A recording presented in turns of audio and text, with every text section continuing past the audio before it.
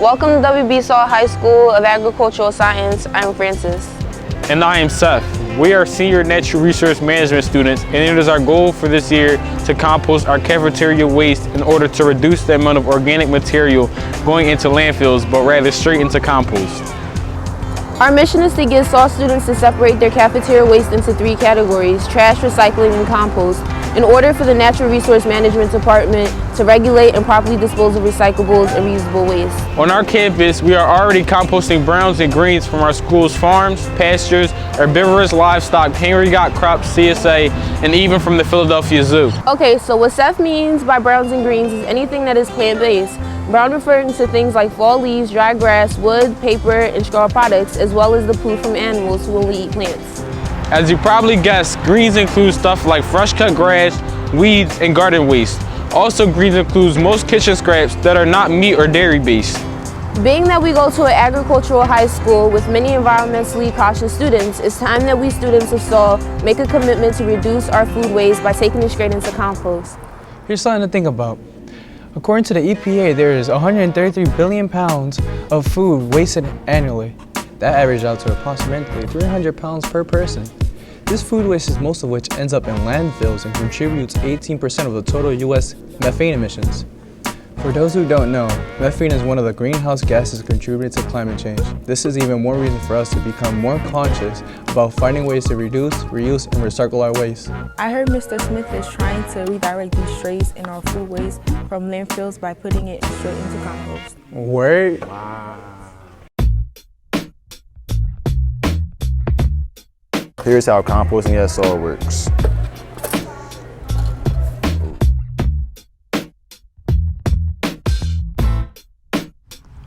Composting converts brown and green waste through the process of decomposition into nutrient-rich and fertile soil that can be used at our farm, around campus, and distributed in the Saul community and supporters.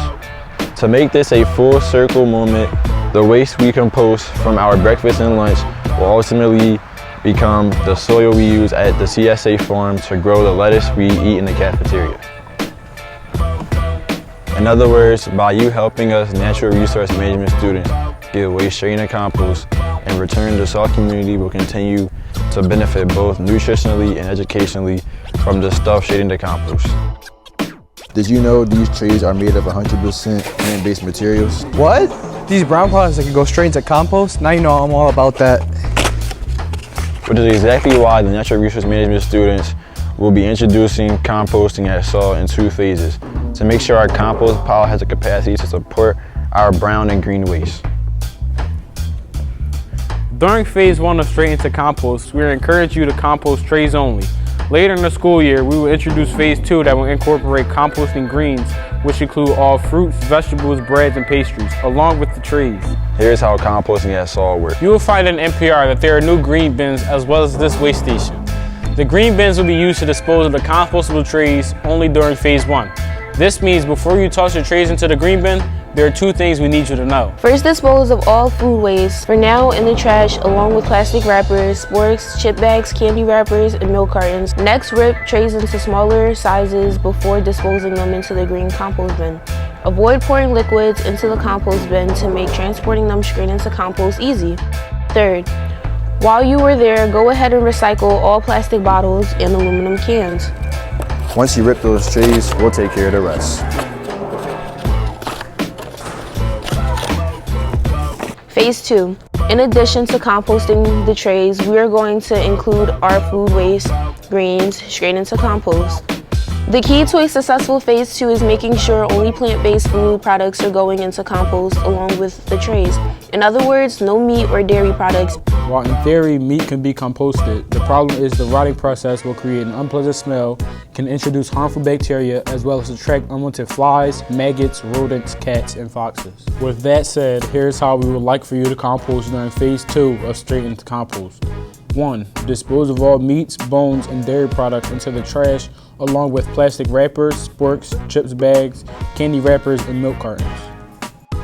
Second, compost all unwanted plant-based food waste, which includes fruits and vegetables, bread, chips, crackers, breakfast bars, cookies, candy, sunflower seed shells, etc., Avoid pouring liquids of any kind into the compost bin to make transporting them straight into compost easy. Next, rip the trays into smaller sizes before disposing into green compost bin. 4. And don't forget to recycle all plastic bottles and aluminum cans.